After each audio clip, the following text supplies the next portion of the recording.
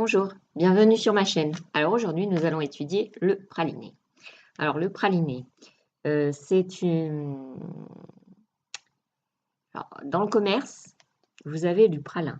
Le pralin, c'est des noisettes torréfiées et caramélisées qui sont, ou des amandes, ou un mélange des deux, qui sont broyées et qui vous sont vendues en poudre.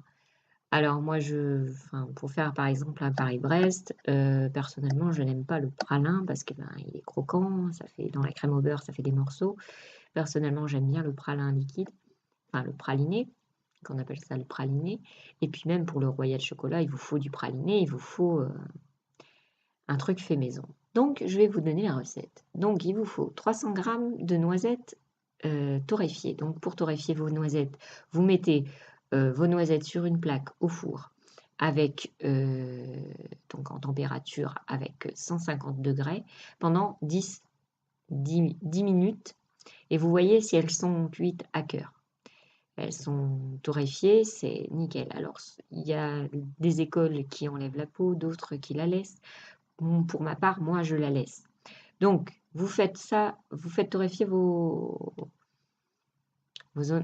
noisettes au four. Alors, vous pouvez choisir soit des noisettes, soit noisettes et amandes, donc vous partagerez 300 g en deux, soit aux amandes entières. Alors, il vous faut 300 g de sucre et 125 g d'eau pour faire le sirop. Donc, première étape. Alors, vous allez prendre vos 300 g de sucre, vos 125 g d'eau, et vous allez les mettre dans une petite casserole que vous allez faire monter à la température à 118 degrés. Une fois qu'elle est montée à 118 degrés, vous allez la sortir, vous allez prendre vos noisettes torréfiées et vous allez les mettre dans votre sirop. Vous allez bien mélanger et vous allez remettre la petite casserole sur le feu. Une fois, alors vous remuez sans arrêt, donc ça va devenir un peu bizarre. Il va y avoir une pellicule blanche qui va se former autour des noisettes. Ne vous inquiétez pas, vous attendez que ça refonde.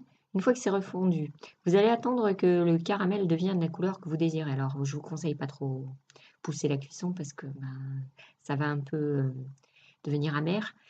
Donc, dès que le caramel arrive à ce que vous désirez, et ben, vous allez le mettre sur une plaque. Alors, je vous conseille une plaque avec une feuille siliconée qui supporte la température. Donc, vous allez étaler tout ça et vous allez le mettre dans un coin et le laisser refroidir le temps qu'il faut, parce que c'est très important avant de le mixer. Deuxième étape, et la principale, vous allez prendre les noisettes et le caramel qui a bien refroidi, vous allez le couper en morceaux et vous allez le mettre dans un robot mixeur. Alors je ne conseille pas un mixeur à plongeant parce que ça ne marchera pas, et puis vous allez le casser. Non, c'est un robot mixeur avec des grosses lames. Et donc vous allez pouvoir faire deux choses, le pralin et le praliné. Donc le pralin, vous allez pousser le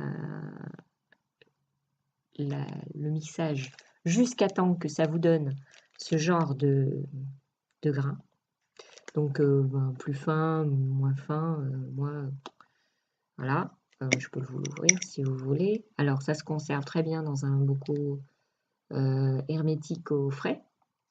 Donc ça, vous pouvez l'utiliser dans n'importe quelle recette, hein. Et puis vous avez le praliné. Donc le praliné qui est plus liquide, n'est-ce pas, qui se conserve aussi au frais dans un pot hermétique. Donc là, il vous faudra pousser le mixage un peu plus loin. Donc pour ça, vous allez pousser le robot. Une fois que votre pâte est arrivée, mais que vous voyez qu'elle est un peu sèche, donc vous allez rajouter un filet d'huile. Alors il faut une huile neutre, donc par exemple de l'huile de tournesol, mais alors très peu. C'est juste pour pas que la pâte soit sèche, c'est juste pour la nourrir un peu.